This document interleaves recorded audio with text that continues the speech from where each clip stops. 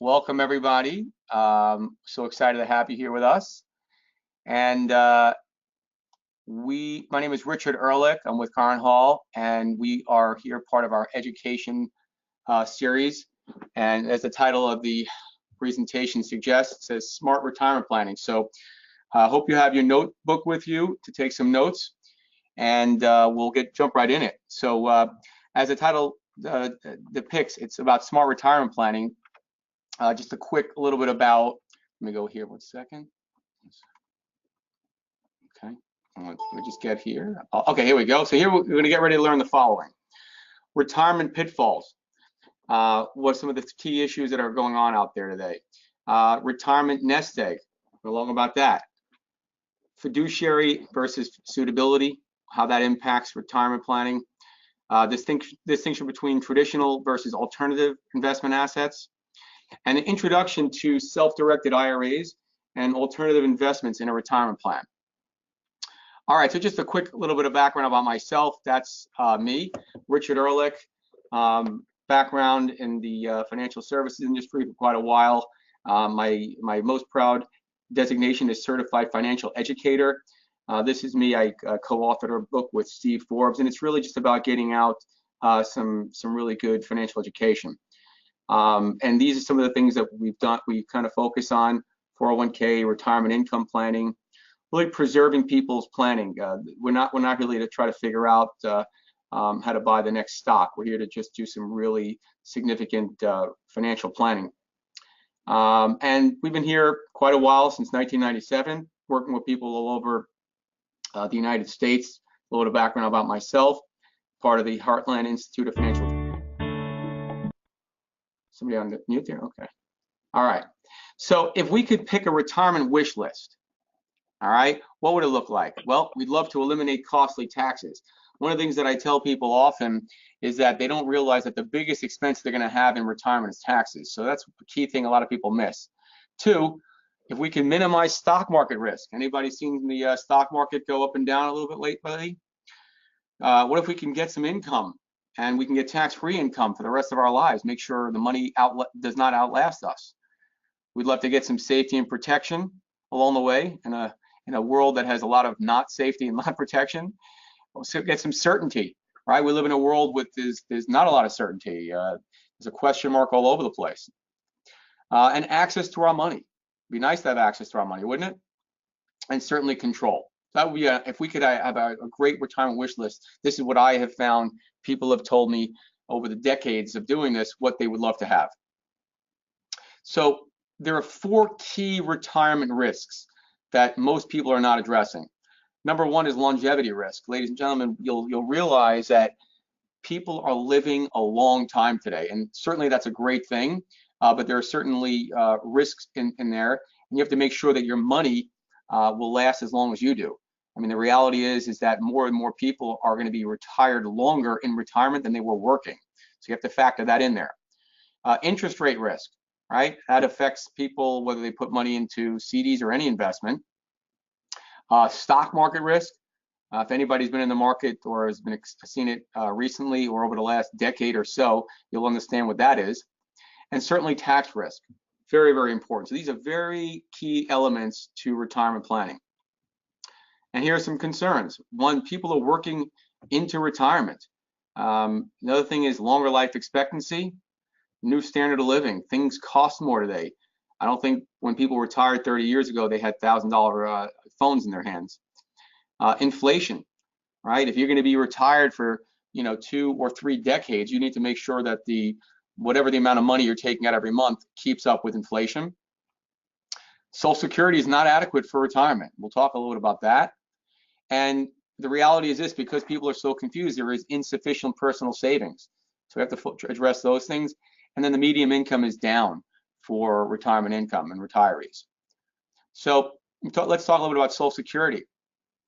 The idea here is, this is recently in the Business Insider, they said that if you plan to rely on the Social Security program, there's a chance that you can receive a lot less, because if they don't make any changes, they're expecting that the income that people are expecting from retirement, from Social Security, to drop or be reduced by 21%. And they talk about that Social Security is the dominant source of income for nearly half of elderly married couples and 71% of single people. So I don't think anybody wants to get a 21% reduction in income in the middle of retirement.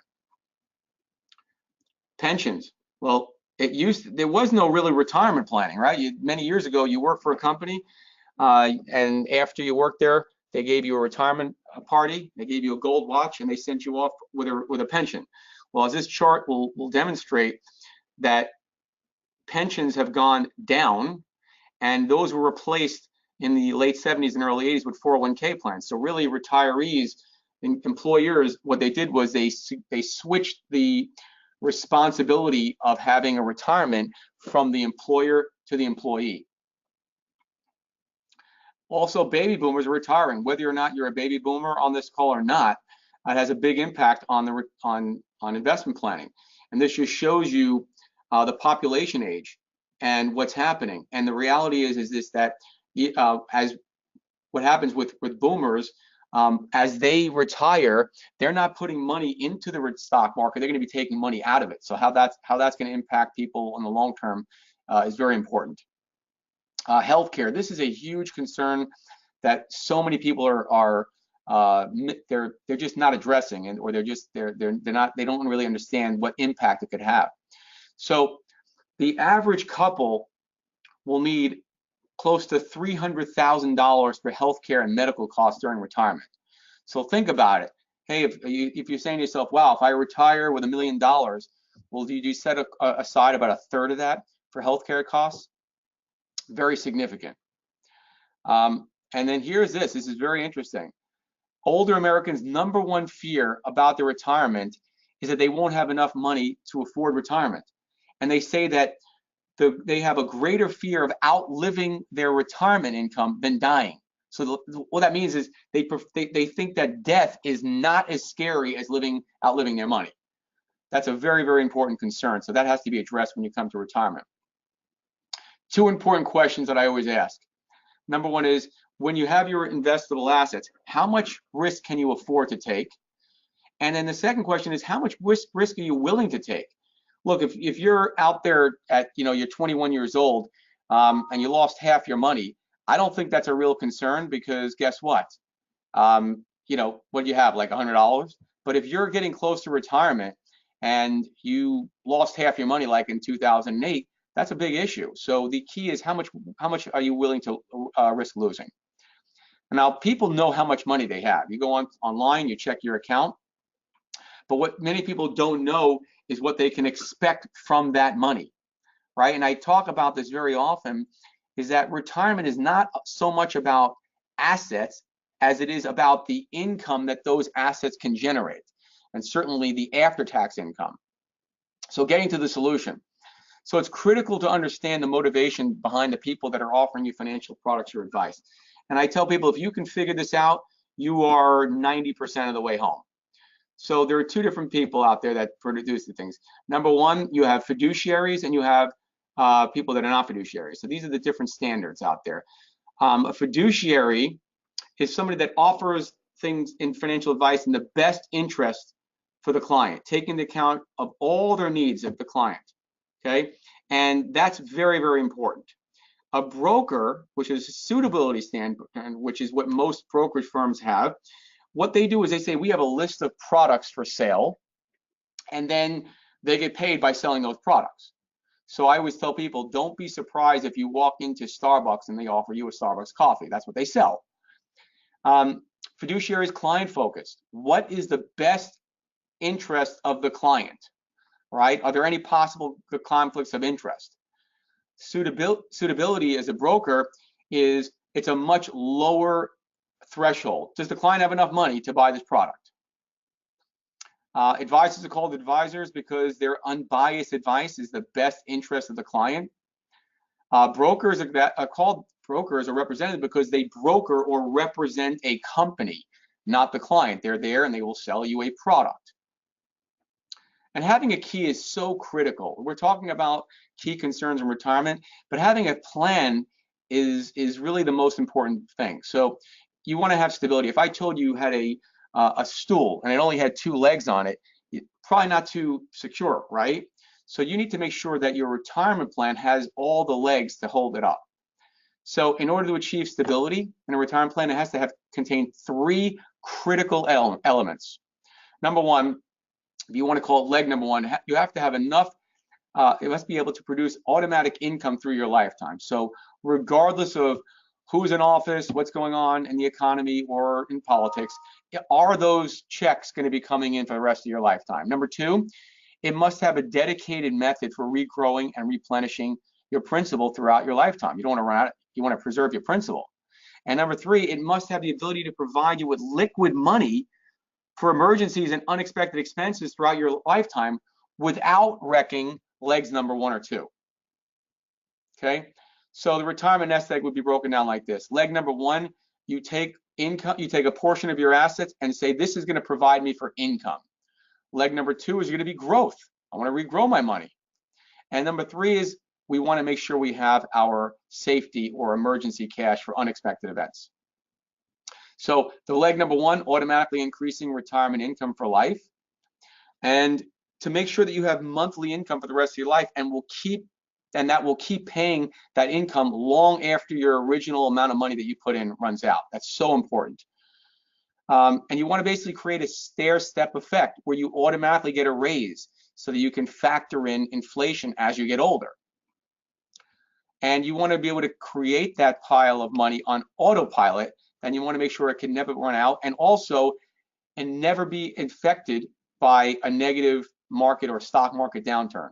So imagine for a moment people that retired in 2008 and they were taking a certain amount of money out. You think that they were able to take the same amount of money out when the stock market went down by 50%? The answer is no. Leg number two is you want to have something called assets under management for growth and preservation. And really what this does is what we use are institutional managers. I don't want to get too much into this, but we want to focus on is avoiding 2008. We want to grow money, but in a safe, consistent way. And really what we want to do is by having money in these things that don't have guarantees, we want to make sure that that's like an island unto itself.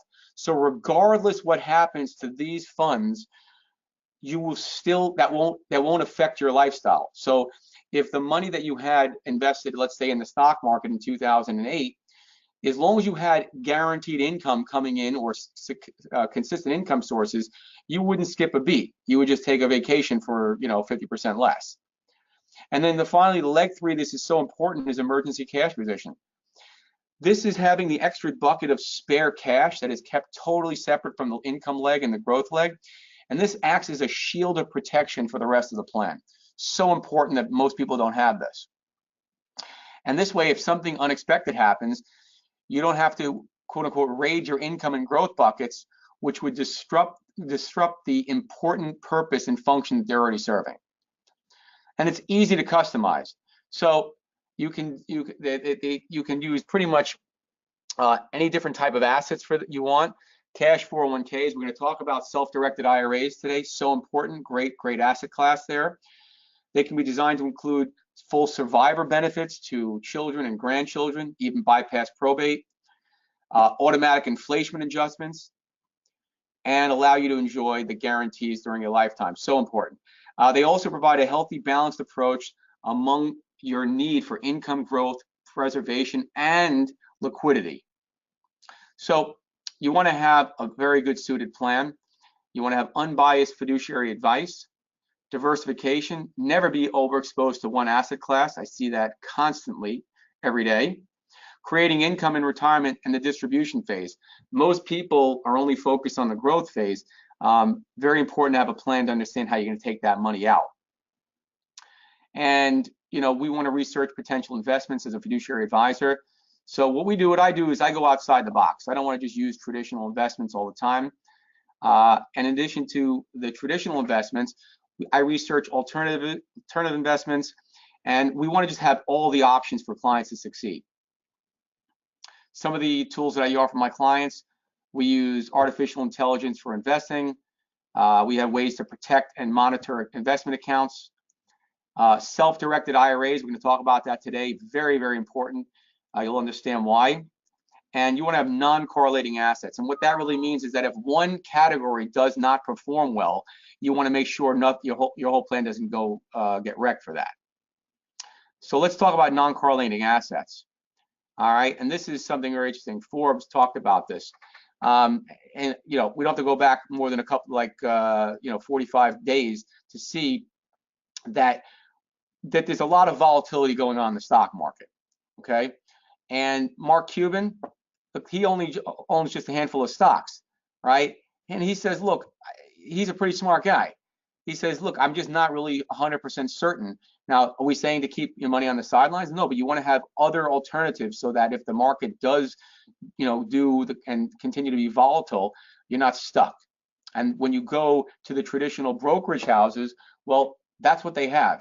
They sell stocks, bonds, and mutual funds. So that's, if you ask them for advice, that's what they're going to give you.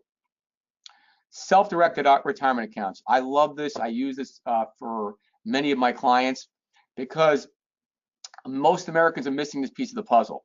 Very interesting. This is according to research from the U.S. General Accounting Office. There were nearly about 500,000 self-directed retirement accounts. Okay. Now think about that. How many millions and millions of people have retirement accounts, but only 480-something thousand of them actually have access to this? And the reason why is, if you think about it, if they go into their traditional places where people get their investments from brokers, they don't want you to do this, because once you go and open up the ability to use any investment, well, that kicks them out of the box, because they want it. Fidelity wants you to sell you Fidelity investments, and Vanguard wants you to sell Vanguard investments. Here, we want you to the ability to self-direct your retirement account to see what's going to be most appropriate for you. Mitt Romney, right?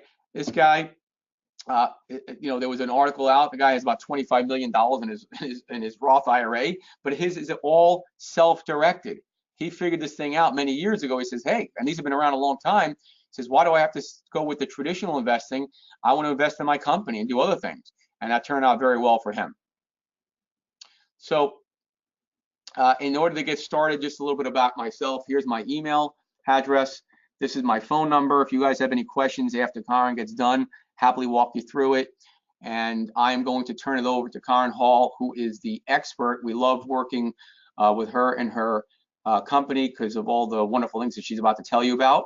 And I'm going to turn this over to Kaaren. Hold on one second. Hey, Richard, thanks so much. There we go. Kaaren, you good? You have the. You're there good we there? go. Okay, beautiful. I'm driving the bus. Perfect. Okay, here we go.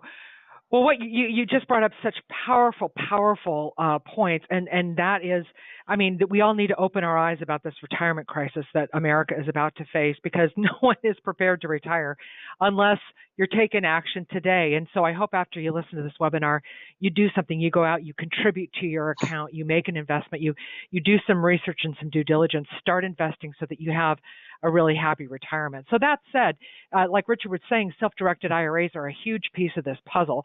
Here at uDirect IRA Services, what we do is, unlike Richard, we're not advisors. So we're not telling you what to invest in, but what we're telling you and teaching you is how to use the self-directed IRA, how to use this tool so that you can advance, your own retirement savings. So we don't give tax, legal, or accounting advice. Always have a great, have great advisors in your life. You want to have great people who you can rely on, attorneys who can review your contracts, CPAs and tax advisors who can tell you, help you with tax planning so that you're ready. But that's not what we do. But I'll tell you what we do. And that's where we're going right here. Let's see if I can make my slide advance. That would be great. And this goes back to what Richard was saying about there's a huge deficit between what Americans have and what we need to retire. So imagine this. Say you've got $100,000 in a retirement savings account, and you think, well, that's a lot of money. And to a lot of people, that is a lot of money. But if you have that much money and you retire at age 59 and a half, and you know for a fact that you're going to live till you're 86 and a half, I mean, just, numbers for the sake of numbers here. But in that period, assuming no growth or loss, that means you're only going to receive about $400 a month living off the principal of your $100,000 investment. So it's just not enough. And that is a huge message for today. A great takeaway is to build your retirement savings so that you've got enough to live on. I mean, Richard was saying that people are going to ultimately be retired longer than they were working. I mean, how are we going to do that? So the way we do it is to prepare and to be ready. So right now, there's just so much money in American retirement accounts. I think that actually this IRA figure here, 7.4, can be increased to 9.2, and I'll be getting new figures next month when I go to Washington, D.C. for our annual RETA conference. But there's just basically a lot of money, trillions and trillions of dollars in American retirement funds, and only about 3% of it is self-directed or invested into alternative assets. So why should you care? Why should you care about that? The reason is, well, for one, are you raising capital? Are you out there raising capital for deals? Maybe you're an asset sponsor. Guess what? Self-directed IRAs are a tremendous source of capital for your deals. Your deals go through, and it gives people opportunities to build their retirement. So that's why that's important. Now, Tom Perez is no longer the Secretary of the Department of Labor, but what he says when he was the Department of Labor is so incredibly important that we've moved from this era of the defined benefit plan. This is something else Richard was pointing out earlier, to this kind of new universe of IRAs and 401ks. So the responsibility of savings is squarely in the hands of ordinary Americans, and that's what makes self-directed IRAs so critical because your retirement is in your hands, as Richard very well pointed out with his graphs and charts. If you never heard about a self-directed IRA, you're not alone, because a lot of attorneys and CPAs don't know about them. A lot do, but a lot don't, right? So these rules have been around since it was 1974 when President Gerald Ford at that time approved ERISA, and it went into effect in 1975. So that means 44 years you've been able to self-direct your retirement account, whether you know that or not. So it's not something new. It's been tried and tested for many decades. But what's the difference? What's the difference between a typical IRA, maybe you've got it at Schwab or some brokerage over here, and a self-directed IRA? Well, the way to think about it is to think about an IRA like a bucket that holds assets, right? That's really what an IRA is. So what are you going to put in that bucket? Stocks, bonds, mutual funds, CDs, and so forth. That's what you use a typical IRA for. You use a self-directed IRA to put different assets in the bucket. Like instead of a stock paying a dividend, now you've got a rental property paying rent. You've got a note paying the payments. You've got private stock kicking off the profits, and you get a K1. You see how that goes? So LLCs, even precious metals, all kinds of real estate. Your IRA can be the bank and lend money. Your IRA can invest in performing and non-performing debt. So many different kinds of asset classes that a self-directed IRA can participate in that a typical IRA cannot. Now, this is really crucial. With investing comes risk, and we all know this. So, of course, you want to do your due diligence. And what does that mean? It means check out the people you're investing with. Check out the asset class. How do you do that? Google them. Google, if you want to invest with somebody, Google their name with the word fraud after it and see what comes up. Basically, when your IRA loses money, just like happened to so many people during the Great Recession, those IRA losses can't be written off, and they're not easily replaced in a retirement plan because you've got contribution limits. So do your best and do your due diligence up front so that you don't suffer a loss. So what are the limits? An IRA, when they came out back in 1975, the rule says that an IRA can invest in anything except life insurance contracts and collectibles. All right, so no fine wine collections, no stamp collections, no collectible cars. They're collectibles, even like diamonds are collectibles as well. So everything else is pretty much okay, except also S corporations. And the reason for that is that today, S corporations do not allow non-human entities to be, shareholders. So other than that, your IRA can make a loan to an S corp, but your IRA wouldn't be a shareholder in an S corporation. All right, so that's pretty much everything you can invest in with a self-directed IRA, with just a small handful of exceptions. So what if your retirement account is sitting with your current employer and you found this asset you want to invest in, but there's your money sitting with your employer's 401k or 403b or 457? Well, the truth of it is you probably won't be able to self-direct that money. But what you can do is you can go to the plan administrator and you can say, hey, am I eligible for what's called an in-service transfer? Ask the plan administrator. So if you're in service, you're working there, and the plan administrator says, yes, you can do this, then you can move your money out. And a lot of times it's more common with the 401k. It's more common that you'll be able to do this if you've hit the retirement age of 59 and a half. Those are usually some of the barriers, but ask your plan administrator. Otherwise, you have to wait until you leave the service of your employer to use those particular retirement funds, okay? So with self-directed IRAs, they have special rules. So let's talk about the rules. I think, a self-directed IRA can do so much. So let's talk about what the restrictions are as well. One of the places you can find the rules where they're written is on the IRS's website. And what a great website it is. irs.gov, and look up Publication 590. It's going to tell you all about traditional IRAs, all about Roth IRAs, and even about prohibited transactions that we're going to talk about here in just a second. So the rules: you're not going to borrow money from an IRA personally because you don't get personal benefit. You don't sell an asset you personally own to the IRA because your IRA can't buy an asset you personally own. It's not security for a loan. So these are some of the things that you need to know about self-directed IRAs. Another incredibly important thing, and I don't know that this exists anywhere else, but with IRAs, self-directed IRAs, some people are qualified and some people are disqualified to the plan or the IRA itself. So the disqualified people, they're your lineal ascendants and descendants, your parents and grandparents and their spouses, right? You and your spouse, and then your children and your grandchildren and their spouses, plus any fiduciary or anybody like a 50% business partner. They are disqualified to your IRA, basically meaning your IRA doesn't do business with them. Now, the qualified people, the people your IRA can do business with, are the people out to the side on your family tree, like your aunts and uncles, your brothers and sisters, nieces and nephews, your neighbor next door. Your IRA can do business with these people.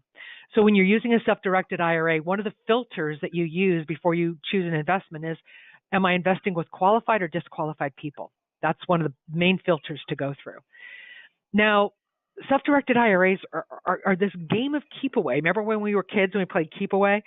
Well, you want to keep away from prohibited transactions. Here they are. And by the way, if you want to read about them, you can go to the Internal Revenue Code, IRC. So it's Internal Revenue Code 4975. IRC 4975 is where prohibited transactions are detailed, so you can read what the IRS has to say about them. So basically, neither you nor any of those other disqualified people can benefit from the IRA. IRAs are all about the future, all about retirement, not about present benefit, right? You don't get present benefit, you don't get indirect benefit. So just remember that money is in there. It's only for retirement purposes, okay? Number two, you don't buy, sell, or exchange assets between the IRA, the plan, and yourself or any other disqualified person. Pretty easy. Your IRA does not make a loan to your spouse so that they can start a business because your spouse is a disqualified person, right? Your IRA doesn't buy a house from your parents' estate because because they are disallowed to your IRA. And number three, one of these disallowed people cannot provide goods, services, or facilities to the plan. So what does that mean, right? What that means is, say, for example, maybe you're a realtor and you want your IRA to buy a house. Well, you're disallowed to your IRA, so you can't be the listing or the buying broker, or either way, buyer or seller broker there, because you're not allowed to offer services to the plan, even for free, because you certainly can't benefit from the IRA. Remember number one up there, your IRA cannot. You cannot benefit from your IRA. You also can't provide services even for free. Maybe your IRA owns a house and the weeds need to be mowed. So you think, I'll go send my son to go mow the weeds. Well, guess what? Your son is a disallowed person and he would be providing services to the plan, and that's a prohibited transaction. Now, it usually doesn't get that granular. That's pretty tough to discover. But what you want to do is keep everything arm's length, and you'll do a really good job. So as long as you know this, you'll have a great experience. But if you have a question, that's what we're here for, and that's what we spend a lot of our time doing here at uDirect IRA Services is talking to people about their deals. Tell us about your deal, who is involved, and we're listening to hear if we hear anything that sounds like a prohibited transaction, so it can be cured before you invest. So self-directed IRAs, how do they work, right? Maybe you've never heard of them, or maybe you're not sure about this, but basically there's you, the account holder, and you are the one driving the bus. You're making all the decisions. You are the decision maker. Then there's your IRA account. So this is a tool that you're using. But when it comes to investing, it's not you investing with your name. It's your IRA account investing. Your IRA account is the one that owns the assets. Now, of course, you own the IRA, but your account owns the assets, and you don't own them personally. Then there's a third-party administrator, which is uDirect IRA Services, and we're your point of contact from the minute you decide you want to self-direct until, gosh, even you pass away and your heirs receive your IRA. We're the point of contact from beginning to end with the self-directed IRA. And when I founded the company in 2009, I went on a search and searched for a custodian to hold our clients' money. And so I created a relationship with a trust company in Nevada called American Estate and Trust. So these are the parties to the deal, and you'll be working with all parties, you, your IRA, uDirect IRA Services, your point of contact, and then the money is held at a trust company custodian. So real estate is one of the biggest asset classes that people invest in using their IRA. And maybe it's a house, maybe it's through a private placement, maybe somebody's buying a commercial building using a private placement, subscription agreement, private placement, all that. Maybe your IRA wants to buy raw land or something, but real estate is nearly always involved in every transaction. So let's talk about the pros and cons of buying real estate directly with your IRA, okay? The pros are that the capital gains, any gain, is really tax-free in a Roth or tax-deferred in a different kind of account. That's great. All the cash flow that comes in is not taxed in a Roth, right? And it's tax-deferred in a different kind of account. There's no time limit for holding the property. If your IRA buys a house today and sells it tomorrow, that's fine. There's no tax ramification there because it's not taxed. Also, an IRA can borrow money, which I'm going to talk about. It's not the kind of loan you might think. My background includes working as in the mortgage industry, and so it's not the kind of residential or consumer mortgage loan that you might receive at a bank. It's a different kind of loan, so I'll get into that in a minute. But the biggest pro about buying real estate with your IRA or any other asset is that you get to basically compound your earnings faster, because when the money comes back in from an investment, 100% of that can go back out into the next deal. So you can earn a larger rate of return because it's compounding without being taxed. You're in this tax-deferred environment. That's the key to self-directed IRA investing. Now, the downside about investing in real estate or other assets with your IRA is you don't get the same, like with real estate, you don't get the same tax advantages of owning real estate. So say your IRA owns a rental condo in Hawaii, and you think, oh, I'm going to travel there and I'm going to write off that trip as a business expense. You don't do that because you're not going to take a deduction from your IRA-owned assets. You don't get a deduction for any capital losses. We talked about that before. If your IRA loses money, there's no deduction.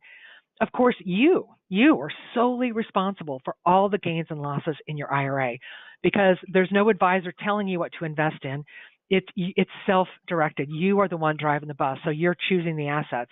And of course, it's not easy to replace losses because of contribution limits. So that's good to examine both sides of the coin there. I did mention that an IRA can borrow money, so this is important to talk about. I think one of the biggest misconceptions about self-directed IRAs is that your IRA is a down payment on a house. So let's think about this. First off, your IRA can only buy a non-owner occupied property. You'd never live in a property that your IRA owns. And yes, an IRA can be a down payment on a property, but let's look at this a little bit more differently. You're not going to go to Bank of America or Wells Fargo for this kind of a loan. It's a non-recourse loan. And what this means in this case is that the loan is made to the IRA account. It's not made to you. So it's not about your FICO. It's not about how long you've worked at your job. So that's important to know. Now, if the IRA were to default on the loan, they can only come against the asset, not against any other plan assets and not against you personally. That's where the non-recourse comes in. So not a lot of these lenders to choose from, although we do have a list, which I'd be happy to share with you. If you want to email me at info@udirectira.com, I'll send you that list. But understand that there are a few non-recourse lenders, and they're going to pretty much always require a larger down payment. It's, again, not like a Fannie Freddie kind of a conventional FHA, VA kind of a loan. So they're going to require that your IRA come in with more skin in the game. And of course, you can't personally guarantee the loan to your IRA because you're disallowed to the IRA. But a non-disqualified person or a qualified person would be able to guarantee that loan if you wished. Now, here's something that's incredibly important. When you're playing the self-directed IRA game, you want to play to win. And so you need to know that when your IRA borrows money, it can be taxed. You don't want to be surprised by this. Unrelated debt-financed income tax is one of these taxes to discuss with your tax advisor. So basically, here's a scenario. Your IRA buys a property, say for $100,000 in some city, but your IRA doesn't have $100,000 in it, so maybe you borrow $30,000, right? So your IRA comes in with, say, 70, and then you borrow 30, and you use that to purchase the property. Well, here comes your $1,000 rent check, just for the sake of easy math. Here comes a $1,000 rent check. $700 of that your IRA earned because you saved money, but $300 of that your IRA earned because of debt. And so that $300 is subject to this tax. So that's important to know. Also, if you invest in a private placement, if that private placement takes on debt, it will pass UDFI through to your IRA. Incredibly important to know in advance so that you can win this game. The other time an IRA can be taxed is when your IRA invests in an active business, and that's called UBIT, Unrelated Business Income Tax. So you can read about these taxes, again, going back to the IRS's website, irs.gov, publication 598, and then your IRA would file a 990T every year. 990T is the form. Like you and I, we file a 1040, your IRA files a 990T to pay these taxes. So how do you get real estate or a different kind of asset into your IRA anyway? I mean, we all know how to get a stock in our IRA. We call a financial advisor, we can call Richard and get it all set up. But when your IRA buys an alternative asset, well, how do you do it? Well, first, you open up the account. And I say that because so many people will say, oh my gosh, we found this great house we want to buy. We want to have our IRA buy this house, but they don't have an account open yet, so their IRA can't even make an offer. So set yourself up for success. Open a self-directed IRA account, get it funded, because that takes about 2 weeks. Get it open and funded, and then shop for your property. Remember, the IRA is the buyer, not you personally. And then there are some documents that we need to sign, some documents you'll sign. You give us a direction letter, say for the earnest money deposit or for the entire transaction.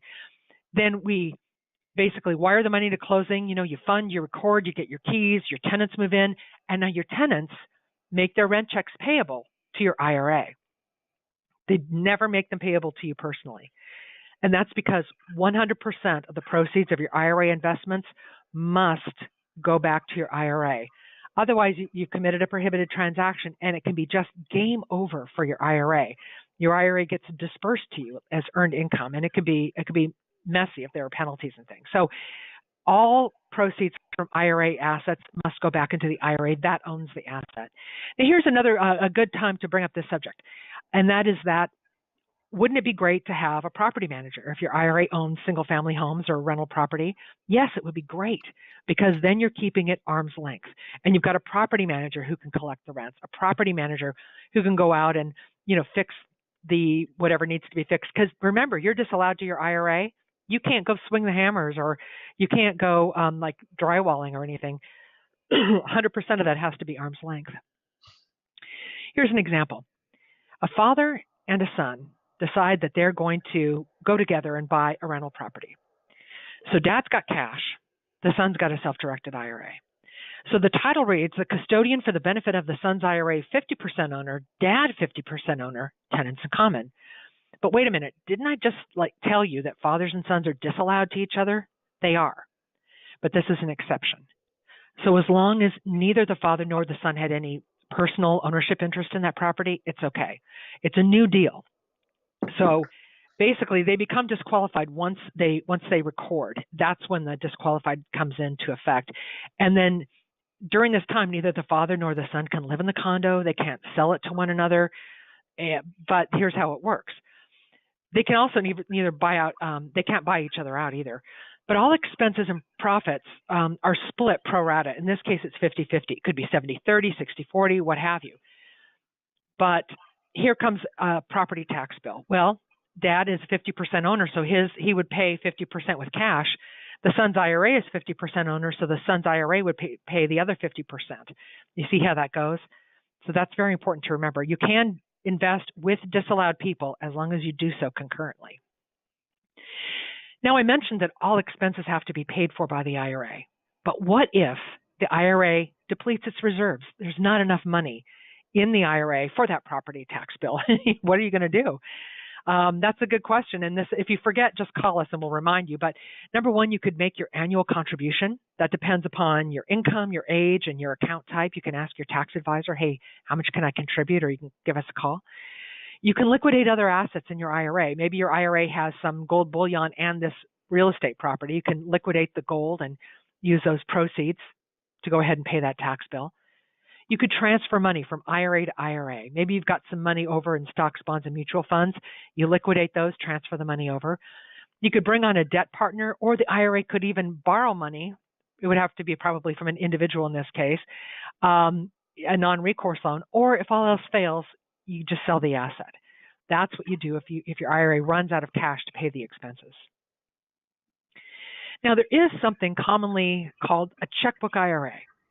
And this is something to be aware of if you aren't already. It's not a gift with purchase. That's what a lot of people think when they open a self-directed IRA. They think, oh, well, do I get a checkbook? And the answer is you don't. A checkbook IRA is really an IRA-owned LLC. So you have a self-directed IRA, and then you've got a third party that will create a special purpose LLC. Not a regular LLC that you would use to open a business, certainly not an LLC you already personally own, since your IRA can't buy assets that you own, but it would be a new LLC, special purpose that has special language in it. So what happens is the IRA buys 100% of the initial units of this LLC. The money goes from the IRA into the LLC's checking account. Now you've got checkbook control over your IRA money. Now remember Spider-Man? With great power comes great responsibility. And that is very true here. So you can do this. It's a tool, but you need to make sure you do it right. And of course, we're always here to talk to you about like, hey, can I do this? And we'll discuss it with you. But if it's really a gray area, we can suggest maybe an attorney opinion letter. So this is a tool that you're still allowed to use. The IRS could snatch it away because they don't really like it. The whole purpose of having an IRA custodian is so that there's somebody between you and your retirement money for reporting purposes. But hey, guess what? You can still do this today, and it's something to consider. So when it comes to self-directed IRAs, it's not just IRAs. We just call it that. It's like a blanket or an umbrella term. It's, of course, the traditional Roth, SEP, simple, spousal, inherited IRAs, all these different kinds of IRAs. But it's also, for example, a solo 401k, a 401k for an individual business owner. And that has a lot of bells and whistles. It could also, you could even self-direct a retirement plan, or I should say an education plan called a Coverdell, also called the HSA, and also a health savings account. So these two things, the Coverdell is for education, the HSA is for health savings. So these can also be self-directed. So there you go. When we talk about self-directed IRAs, we're talking about this whole blanket of different plans. So how do you do this? How do you self-direct? It's a three-step process. Number one, you open an account. Number two, you fund that account. And number three, invest. Open, fund, invest. So how to open an account? You complete an application. We need some documentation from you. You fund your account either by contribution, IRA to IRA transfer, or you roll over a previous employer plan. So after your account is open and funded, or during this process, you can tell us what you want to invest in and give us your investment documents. We can review them and get them all queued up so that when your money hits your account, boom, we can get the money out into the deal. 100% of the proceeds come back to the IRA. 100% of the expenses are paid for by the IRA. And there you go. You've self-directed. There it is. And there's me after 2 hours of hair and makeup. And this is how you get a hold of me. At 866-538-3539, or email me, khall@udirectira.com. There you go. And so with that, Richard, thank you so much for having me as a guest here on your webinar today. I'm going to switch it back over to you. All right. So first of all, Kaaren, you look gorgeous. Number one. Number two, I will tell you the following. Number one is, you hit so many amazing points there. For the folks that are on this webinar today, I want to reiterate a couple of key points. Number one, it's so important to understand that retirement is more than just picking an investment.